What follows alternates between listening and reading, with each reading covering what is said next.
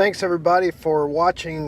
This is only my second video, and I just happened to get a new RC four-wheel drive 1/14 scale rally truck, and I thought I would put a pretty short video on here so everybody could check it out.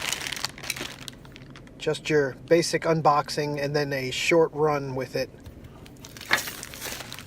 Sorry for the video quality.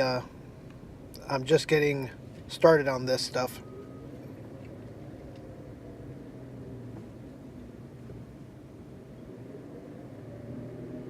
Looks pretty solid underneath.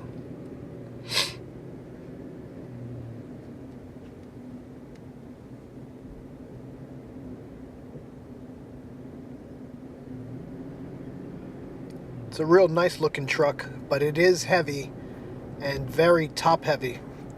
The whole back is aluminum paneling.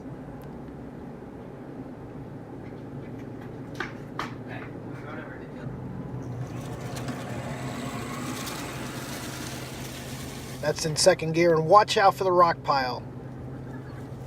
That's my little scale crawling